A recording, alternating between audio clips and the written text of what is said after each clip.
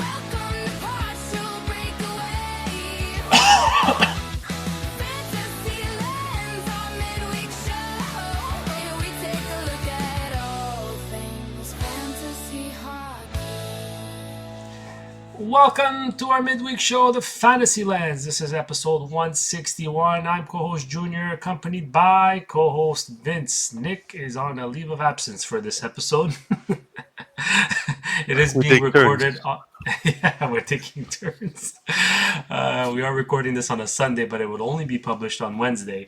Yeah, so what we're going to do this week is continue the review of Scott Wheeler's top 32 prospect pool rankings.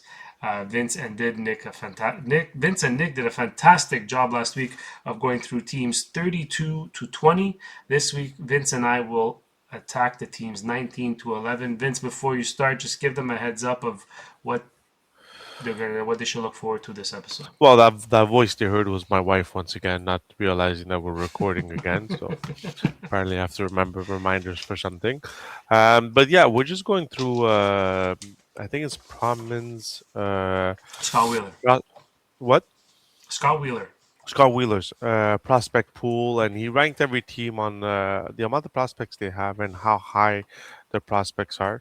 So we went from 32 to 20 last week. It was pretty quick, and we got 12 teams in because obviously those bottom teams don't have very much players that are in tier one. We're looking at tier one players. We're not going to go through their tier two or tier three players. So we're looking at tier one players. So this is where you start having more than one tier one player prospect that teams have. So should be a fun episode. We're gonna be talking about still playoff teams. So it'll be interesting to see how the takes that Wheeler has and some players that maybe you've been holding on to too long. Like I've already the first thing we are talking about already. There's already one player that I've been holding on for too long. So it'll be very interesting. So I yeah. think there's finally going to be some names that like people recognize easily, you know? Because the team, like you see, like you guys mentioned last week, the teams that were so low in his ranking are because they're teams that are making the playoffs, that are winning, that are drafting late. So the big prospects are not yet mentioned, but I think this episode you'll start recognizing a few of these names. Yeah, and we have an advantage. Nick is not here, so there's not so much talking, so and input on it. I don't So know about that. we'll, we'll keep this episode under 30 minutes, and we'll scoff off teams. What is it, 19 to 10? Is that the goal, or 19 to 19 11? to 11, and then keep the top 10 for maybe a full episode, 1 hour episode. Yeah, I one hour. All right, so let's start with the team 19. Team 19, Scott Wheeler has the Boston Bruins, who are in a playoff position this year. Who I think we can honestly say had a really good transition from the Chara, Bergeron, Marchand era to the era that they're in now. So they only have one player who's in their tier one, and it's a player who got his first NHL point today, actually, with the Boston Bruins, and it's James Higgins. Higgins, right? Yeah, So he fifth, was seventh overall pick. seventh overall. So he was highly touted in his draft. He was almost going first. He was talked about going first overall or even second overall in that draft, and then kind of bottomed out a bit because of all the other players who had better seasons than he did that year. But I think Boston was okay with that, and to pick him seventh overall, it was a phenomenal. Uh, fall on their lap, as you can say. For a team that For retooled, it was nice. You know that a guy Yeah, like that fell to them at seven. It was exactly. So, I mean, what can we say about him? 2 years as the top player in the NTDP and two record-setting international events at the U17 and U18 Worlds. Uh, he's known as a top of the lineup play creating center in the NHL. So he could be a number one, number two centerman in the NHL, which Boston is looking for. Remember, Boston had Bergeron for the longest time, who they kind of lost out of retirement, and now are. I mean, this year we could say Geeky kind of took that position, but slowed down in the second half of the season compared to first half. But for Hagens, I think he's an automatic NHLer, and I think he's an automatic top six. The question is, how high will his offensive potential go? And that's the biggest question here. Yeah, well, I think the first thing you look at is opportunity. So, given what Boston looks like down the middle, I think he has an excellent opportunity to be top six center, maybe even top center next year. Because like they have Elias Lindholm that Mhm. normally wouldn't be your number one center, right? No, The middle stat Minton right now that's playing as a number three center. Could he play wing? He could. I mean, today he started on the wing, right on that third line, played 13 minutes. But I think there's a lot to be excited about for James Higgins. Like Dobber Prospect has him as a highly creative, fast-paced playmaking center. hmm Like beautiful to Bruins' ears because that's exactly what they need. If he can find a way to gain chemistry with Pasternak as early as next year, that's music to everyone's ears that owns James Higgins. So and look, like you always like to say, what does he look like against pros, right? Because he's been in college the whole time. Providence Bruins, he played 6 games, 4 points in 6 games. His first NHL game, 13 minutes, 1 goal, 1 shot, +1. He got a 2-minute penalty, but he's pacing for 82 points. look at that, pacing for 82 points. That's amazing. Yes, and Scott Wheeler, like not to harp on the Bruins too much, but they have some tier two players, prospects that are still in development. Dean Letourneau, who I think he's the 6'9" monster that they drafted, right? If I'm not Yes, mistaken, yes, 25th overall.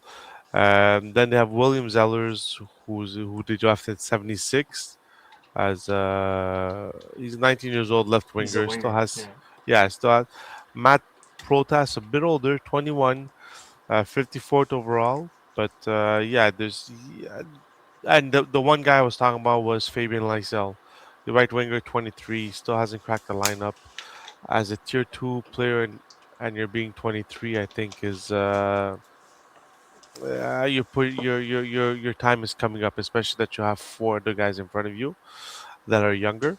So Yeah. it'll be interesting. Injuries set him back a little bit too, Matthew Poitras. I think he was also rushed a little bit. Yeah, I mean, he might not have been ready, and they brought him up early. I just want to, before we move on to the next team, go back to Dean Letourneau because last year everyone was like, okay, what a wasted pick. He had 3 points in 36 games in college, and this guy's 6'7". He was drafted at 6'7". Like, wow. So we already know that bigger players take way longer to develop and to find their stride. This year, he went from 3 points in 36 games to 39 points in 36 games. So I think this is someone to still keep an eye on. I think this is someone that might sneak his way into tier one next year. Definitely not a prospect that you should ignore going forward. I think we're all relatively anxious or curious to see what next year looks like for Dean Letourneau. Yeah, any prospects at 21 and under, you're still holding on to, especially if they're in tier one, tier two. So you're still holding on to those players. All right, moving on to the next team, ranked 18. Actually, just maybe we'll do a quick follow up of the teams that you guys spoke about last week, just so they know the rankings. It was Panthers 32, Stars 31, Oilers 30, Maple Leafs were at 29, the Avalanche 28, the Kings at 27, the Senators at 26, the Golden Knights at 25, the Lightning at 24, the Minnesota Wild at 23, the New Jersey Devils at 22, the Carolina Hurricanes at 21, and the Winnipeg Jets at 20. So we just did the Bruins at 19. We're going to go see who the Rangers have. They were ranked 18th on Scott Wheeler's list. So let's just take a look at their tier one here. I think it's with no surprise that Gabe Perreault is the number one player in tier one for the Rangers. And according to him, the only player in tier one. I'll just give you a little blurb on what Gabe what's it called? What Scott Wheeler here has said about Gabe Perreault. I see an incredibly clever facilitator and playmaker who plays the game with a light touch and a heady spatial awareness of not only where his teammates are, but where he is in the flow of the play and relative to defenders. So basically, we're talking about a big hockey IQ here. And Hmm. if you guys have listened to us long enough, you know that hockey IQ for me is the top asset to have if you're a prospect. It facilitates your progression and your transition to the NHL a lot faster than if it's something if it takes you longer to process the play, right? And now he's played a few games already in the NHL with the Rangers, and it took no time for him to really show how effective he could be. I'm just pulling up some stats here very quickly. So in 47 games this year, 10 goals, 15 assists, 25 points. He's logging 15, almost 16, just under 16 minutes of play. His shooting percentage is 15. 66 shots, just over one shot, almost 1.5 shots on goal per game. I mean, look, he would have been pacing for a 44-point season. And again, if you listen to us long enough, 45 points is what we establish as a good rookie year for a rookie. Exactly. If you manage to get 50, 60, 70, well, then we're talking about elite players, right? So, Vince, what do you think about Gabe Perreault? I mean, he's shown flashes. Do you think this is can he I think how much better can he be? well, that's the question with young players. You don't want to estimate how good they could be, right? What you want in your prospects is that they get the opportunity of playing a top six role, either on PP1 or PP2, and that's how you'll know how the development's going, and that's how you'll know how fantasy relevant they're going to be in the future. But the one thing you said is that the hockey IQ, and it's very important that, and it's in any sport. They always tell you 90% of the game is between the ears, and the Yeah. other 10% is talent. Someone who has raw talent can go into a game, but if they don't understand the game or their IQ isn't high to understanding and adapting, the players with the higher IQ are going to be better than them on the ice, on the court, on the soccer field. So he has very high IQ. He's shown it now that he's played 47 games with the Rangers. He doesn't look out of place, which is a good thing, and he's getting the opportunity, especially with the Panarin trade. He's getting the opportunity to get those top six minutes. So I think he's got a bright future. How high is his ceiling? I'm not ready to say yet. I want to give him a full season playing with the Rangers and seeing exactly where he can get from there, especially a full season of top 6 minutes. Well, I'm glad you mentioned the Panarin trade because the top player in Tier 2 for the Rangers is Liam Greentree. And according to Mhm. Scott Wheeler, Greentree's game has finesse for a bigger, stronger player. He finds his way onto pucks inside the offensive zone, can stay on them, can win battles, and when he keeps his feet moving, he plays an opportunistic style with above average talent in multiple areas. Basically, he's a big skilled forward. Mhm. And, everybody's always looking for a big skilled forward, and he's been on an absolute tear so far in the OHL this year. I had it in front of me. 74 points in 52 games. He started a little bit slow, but since the trade actually has really, really, really picked up. I'm going to go through a few other guys. Malcolm Spence, a left winger. He's playing with Michigan, I believe. He's competitive, fast, detailed, hardworking. This guy seems more like a middle six prospect, a guy that's gonna maybe kill penalties, chip in on like a big forechecker. He's a Yeah. good forechecker. EJ Emery's the big guy on defense that they have that they drafted in 30th overall in 2024. Right-handed defenseman, but again, he's more of tough to play against. I'm going to clear the Yeah. crease, good outlet pass. He can skate and stuff, but I don't think he's going to be a highly offensive player. Vince, anyone you want to touch on from that list there, or No, I anybody think that I failed to mention that you want to talk about? no, I think we mentioned the ones that most guys have on their teams, especially in dynasty leagues. So I would move on to the next team, which is the Columbus Blue Jackets, who have two players in their tier one. Um, I like this team is just blessed with defensemen. It's unbelievable. So the first guy on their team is Jackson Smith, left-handed defenseman. He's 18, played for Penn State. And their second player who's in tier one is the goaltender from Russia who signed a 5-year contract with the KHL. Is Peter Andrianov, CSK. So I feel here Columbus, especially with goaltending, it's always a difficult position to vary, especially when they're young, because you don't know how the development's going to come. But Jackson Smith in defenseman. Now remember, Columbus already has Warinsky as the number one. Then they have Matichuk, who's coming in. They traded Yurichek. So it's. I'm just trying to get his stats for Jackson Smith. I had it and then I lost them. It was his, so Jackson Da-da-da. Smith was playing in the Western Hockey League with the Tri City Americans, and like many of the junior kids playing in Canadian in the CHL, he made a jump to the NCAA. You know, it seems to be the move that Yeah, high pedigree players are doing to develop better because it is you are playing against older kids and it is probably more competitive. So he's one of those guys that made that jump, Vince.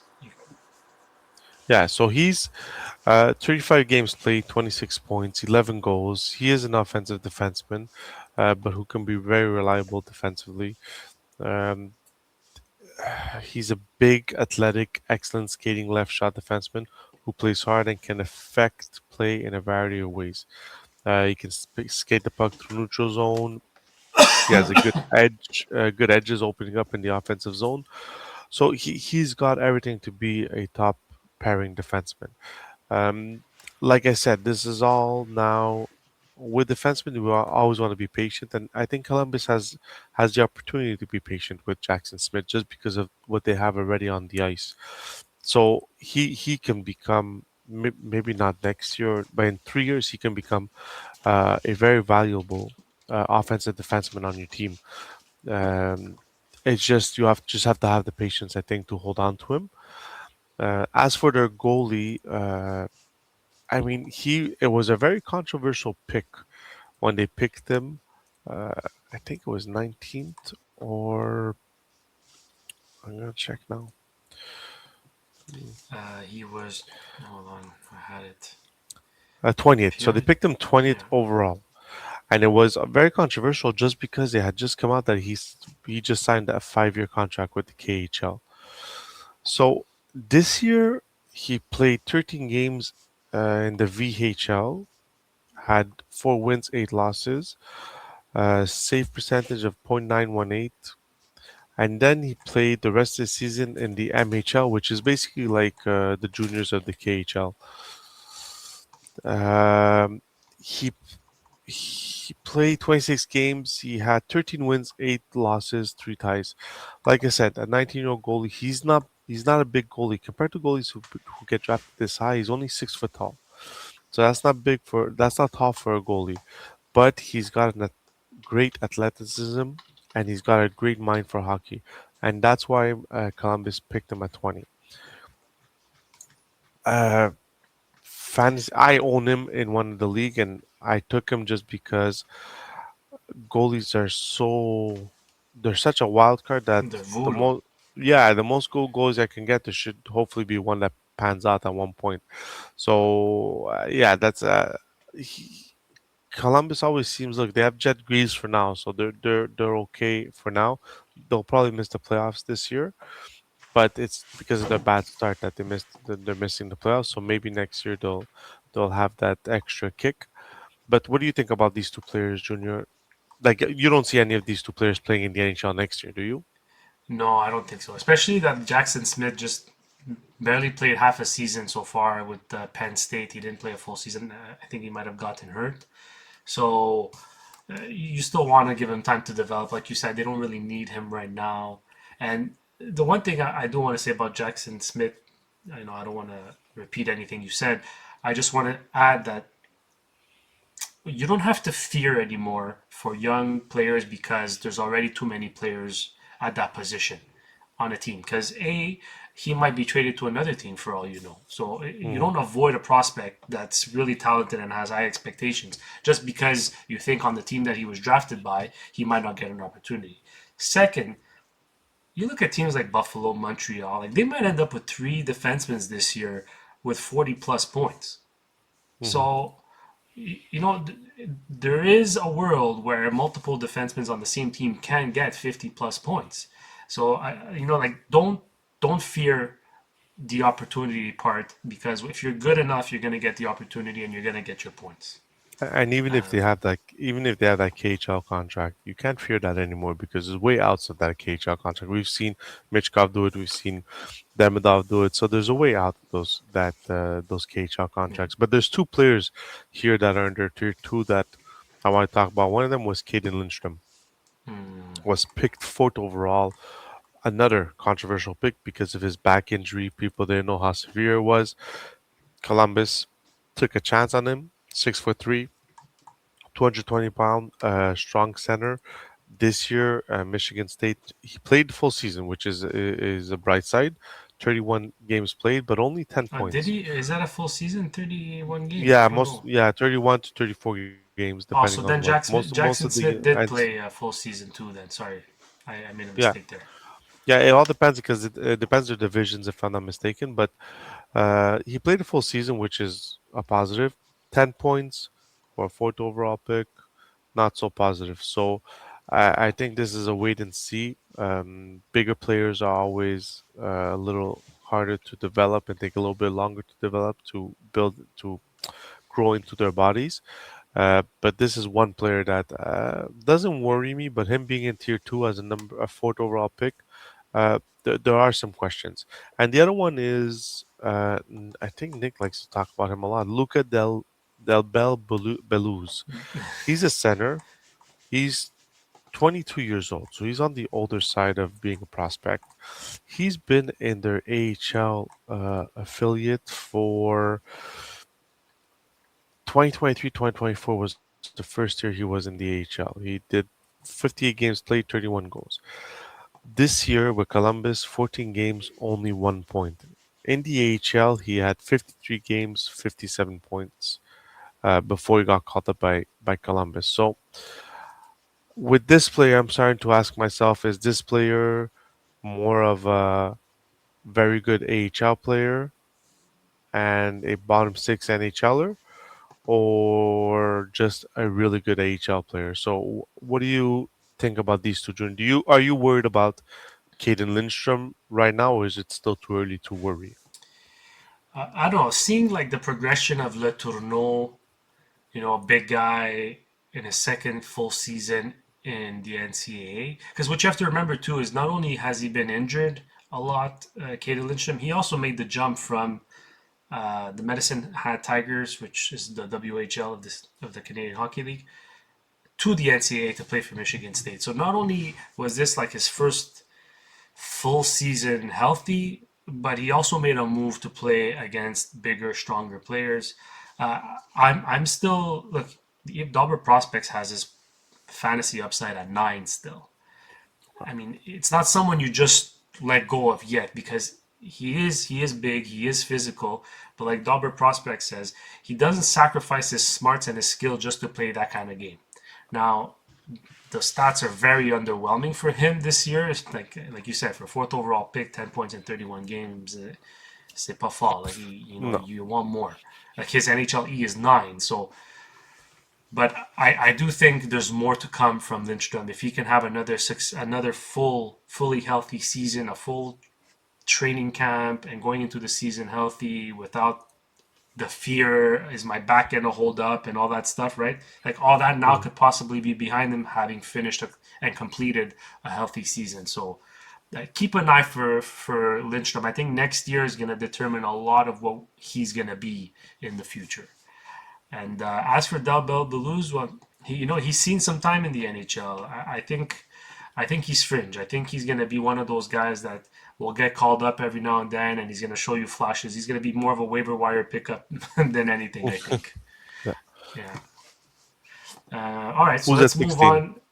Who's at 16? 16, we have the Pittsburgh Penguins, who have clinched a playoff spot, believe it or not, this Unbelievable. year. Yeah. All right, so we'll start with their tier one. They have a couple of players. They're the first team we do on this episode that has multiple, basically more than one player in tier one. We're gonna start here with William Horkoff, left wing, 19 years old from Michigan, was drafted 24th overall in 2025. I do believe he's the son of Sean Horkoff, Hmm. retired NHLer, now in the Detroit Red Wings management.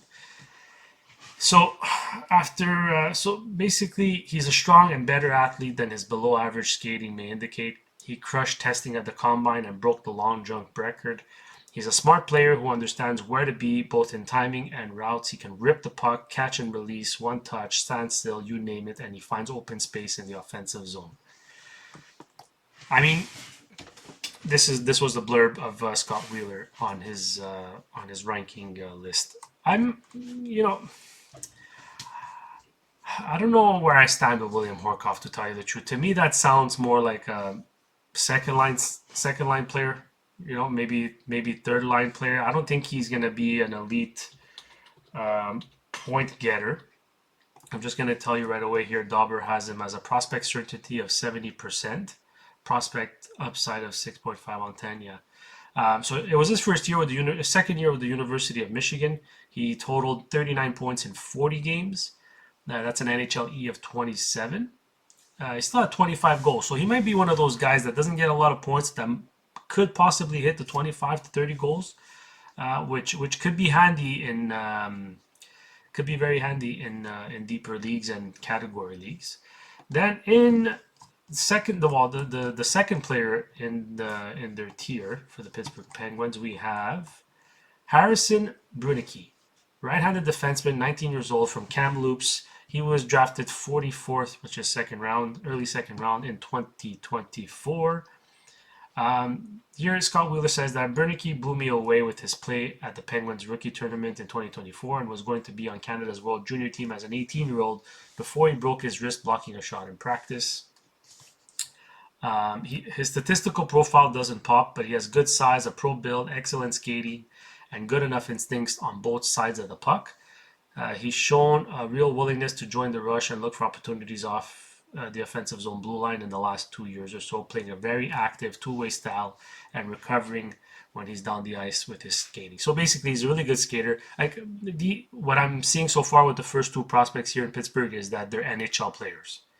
But I don't think, from a fantasy perspective, I don't think they're going to be productive enough offensively to be prominent in your lineup. Now, Bernicky is only 19 years old. He has plenty of time to develop. I'm going to just pull up some of his stats this year with Kamloops. Harrison Bernicky, here you go. So with the Western Hockey League Kamloops Blazers, he had in 24 games. He had 2 goals, 22 assists, 24 games. I thought for sure, he did. He got his 9 games as a rookie this year at the beginning of the year, and he scored 1 goal in 9 games.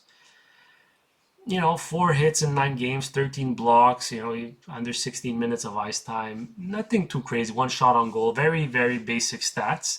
But, he's going to be an NHLer. He still has plenty of time to develop, especially as a just under 20 years old. He's 6'3", so that's always fun too. And then we're going to go to the third person in Tier 1 for this team. And let's keep in mind that I think Ben Kindle graduated, right? Yeah, Ben Kindle graduated, so he's not on this list, but he would have probably been a Tier 1 too. So the third player on this list is actually, I didn't think he'd be in Tier 1, but here he is. Rutger McGroarty, 21 years old, left wing, was drafted by the Winnipeg Jets, obviously asked out, and it was a 1-for-1 trade, I believe. Braden Yeager, that you guys spoke about last episode, for Rutger McGroarty. His skating doesn't look the prettiest through his first few steps, but there's some power when he gets going nonetheless, and his spatial awareness reads and effort level help him avoid losing short races and being behind the play. He has great hands and feel on the puck as a passer. His finishing touch around the net is there with a hard one-touch shot that leverages his strong frame to power through. Basically, he's a power forward. He's been hurt. He's been up and down the lineup as well, up and down from AHL to NHL. Hasn't quite shown me anything yet that can say he's going to be fantasy relevant. Vince, you want to touch on any of these 3 guys? I'm not completely sold on any of them being super prominent. Out of the three, if I had to pick one, I think Horkoff, because he can score goals, he's probably the guy to have out of the three. But is Right, there anyone right. you want to focus on a little more? No, like right now, what I'm looking at hockey prospecting, the way they do it is they give you a 5 year prospecting basically grade, and so right now William Horcraft, after 3 years after his basically they call it D1 NHL, he's a 4% probability of being a star and 50% NHL probability. Rudger, he did all five basically rankings, and they ended up basically deciding that 31 he's going to be a star probability is 31%, but NHL probability is 89%. So, like you said, I think they're NHLers. Uh, are they going to be fantasy relevant right now? It doesn't seem like it. It seems they'll be more maybe waiver wires, and if you have Dynasty, maybe one of those guys you keep in your farm team, and if you get an injury, you might get a few good months out of them. But once again, like we say, these guys are young. They once they come to the NHL, something can click and they can become point getters. So it'll be interesting to see. So the next team, wow, we're already 30 minutes. Nick is so gonna yell at us. We're so the Vancouver Canucks are the next team at 15. They also have three players in tier one.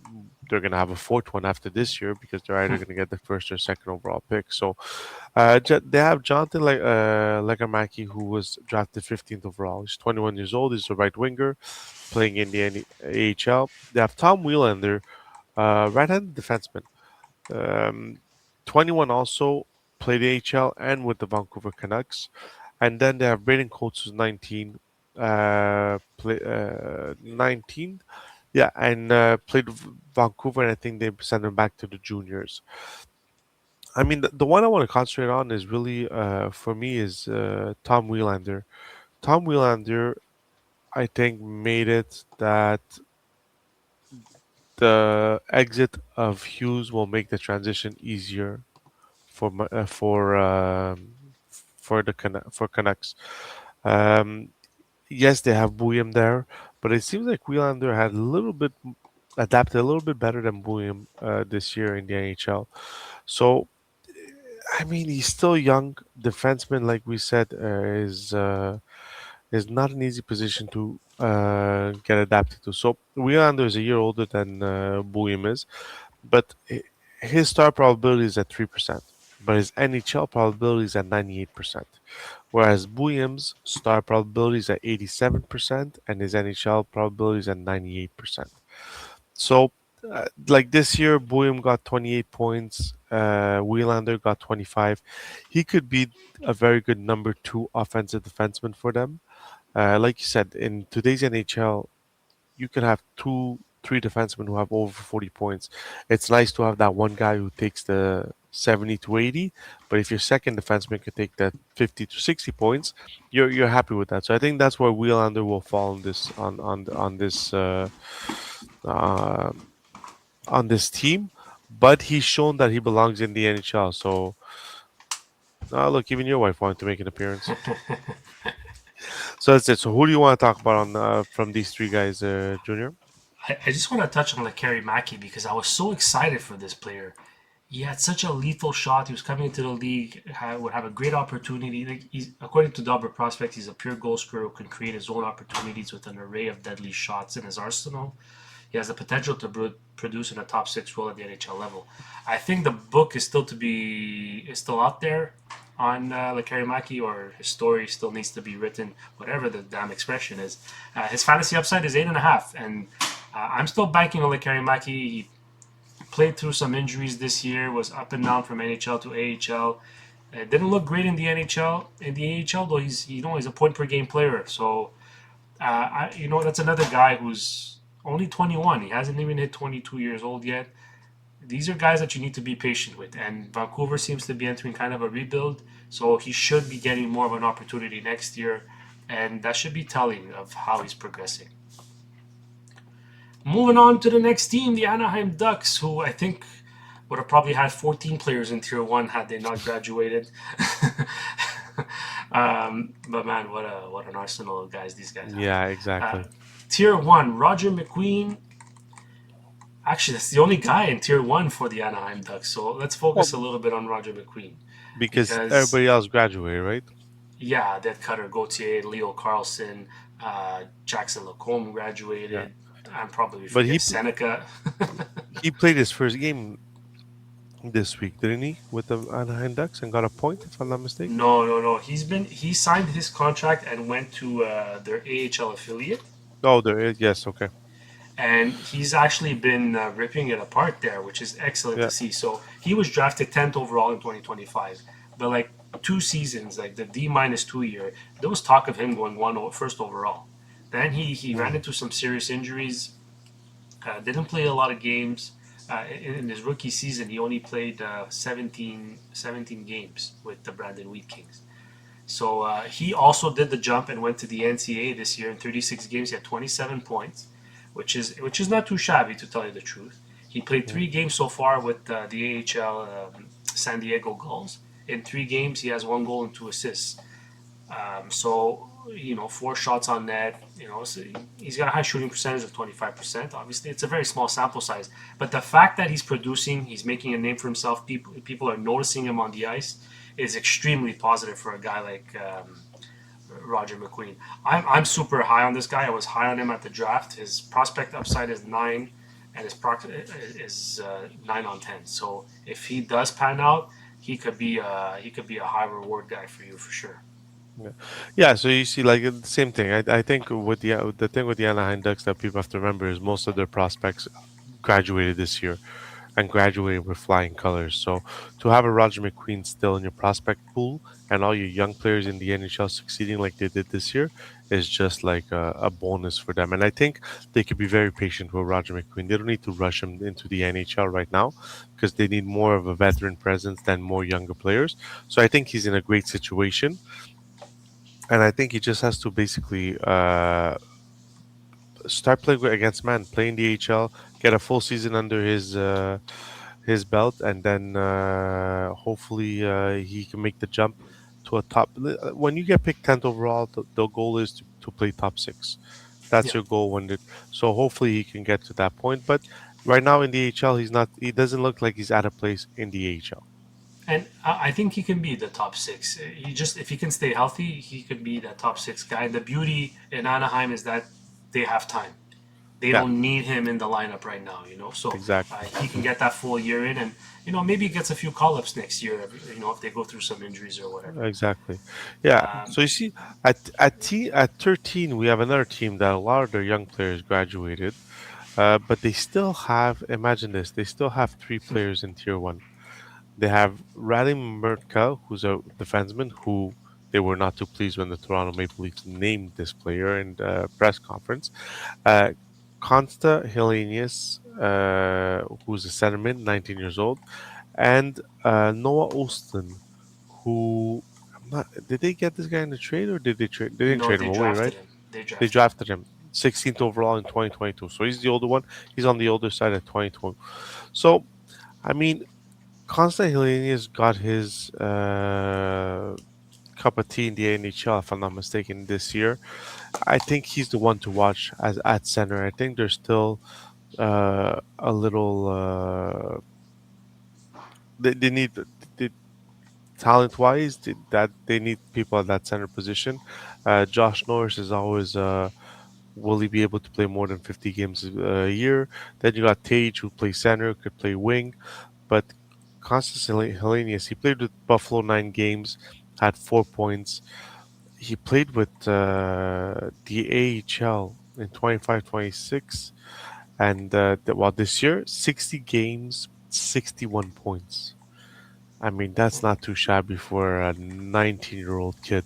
So he looks like he's ready for a top six role on that Buffalo team, which he can get sooner than later because, like I said, they're looking for that number one, number two centerman that he could be. So he's a great, great prospect.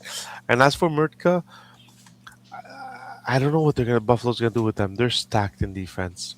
Like you got Deline, you got Powers, you got Bowen Byram. Is there space for Murtka, or is Murtka a trading piece to try to get a more offensive player on your top six?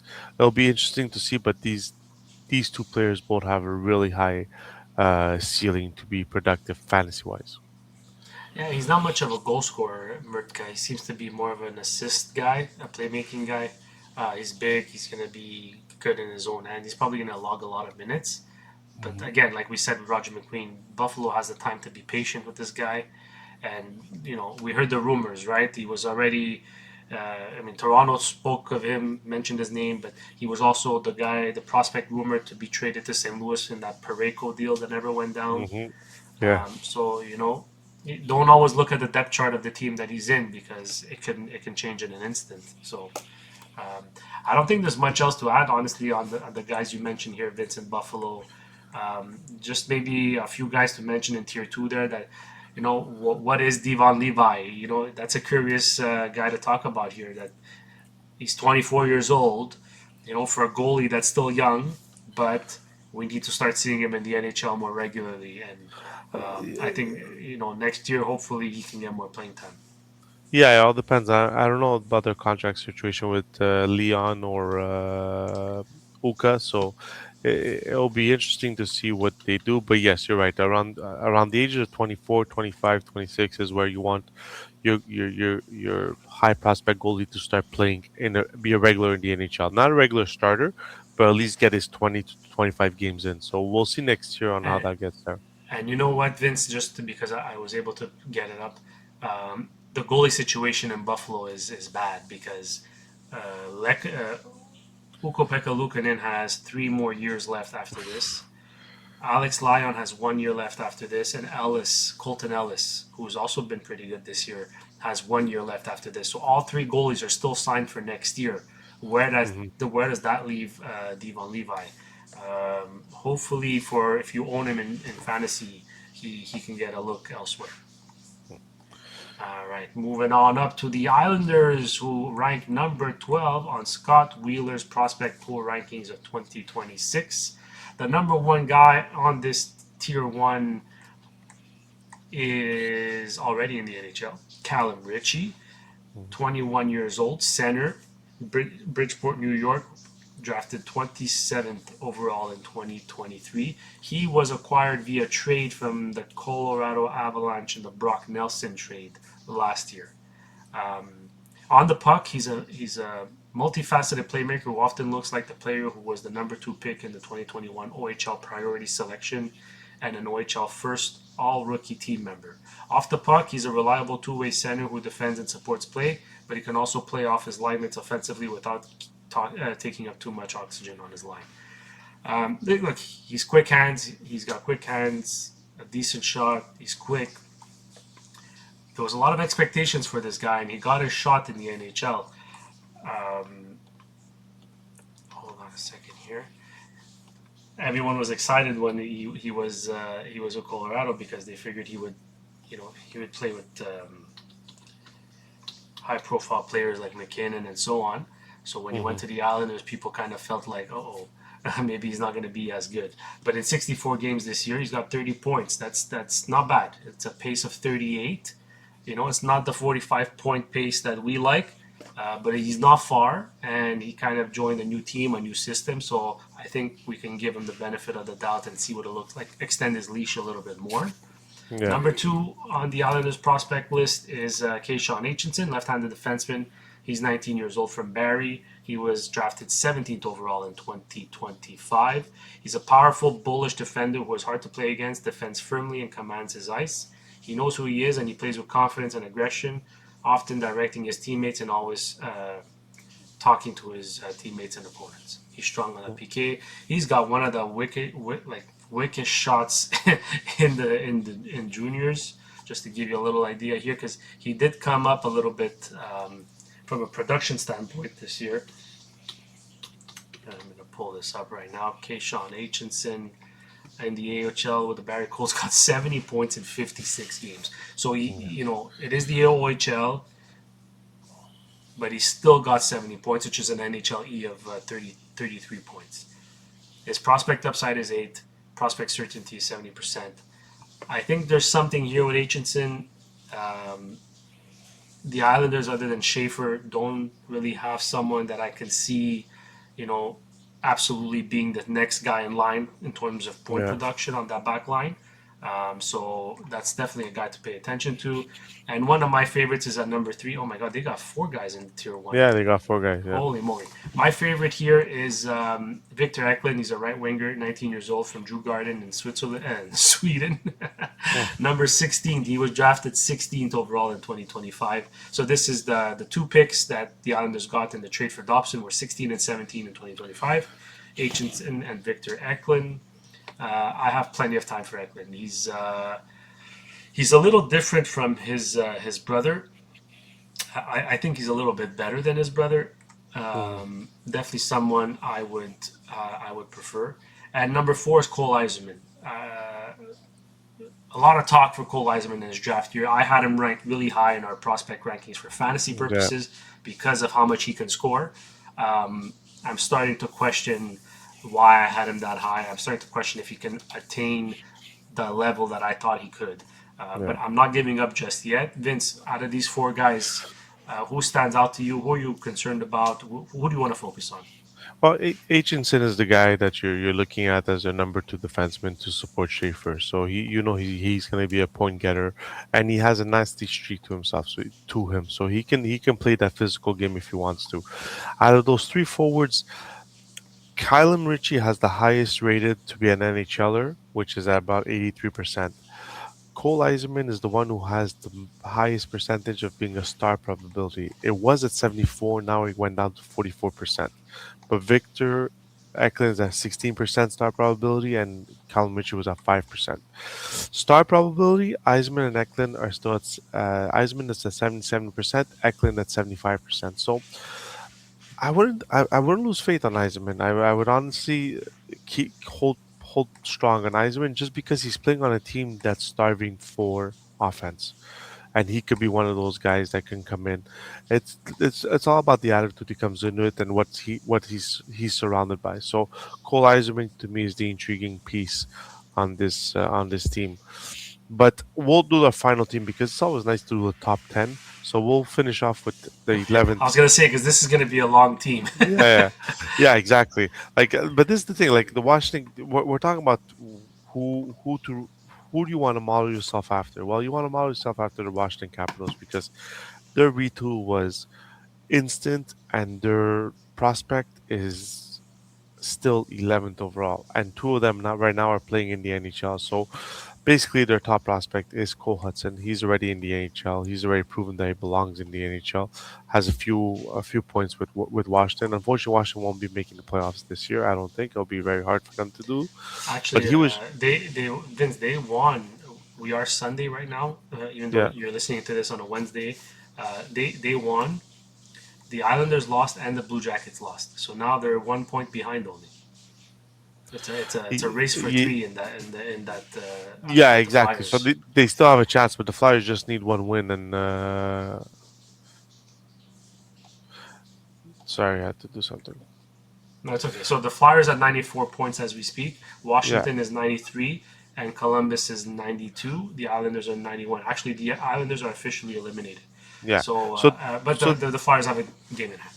Go ahead. Yeah, so Sorry. they basically had Cole Hudson as their number one, and the second player they had in their tiers is Ilya Protas, who they drafted 75th, who's a monster. I mean, that line they put together two games ago was ridiculous. They had Tom Wilson, Alexi Protas, and Ilya Protas all on the same line. Beast, beast, Like, beast. yeah, 6'6", 6'6", like it was ridiculous. And he's belonging right now in the NHL. 4 points in 3 games played, but we've known this. People have been talking about Ilya Protas for a while, just like his brother. So, I mean, Washington is just in such a good place right now.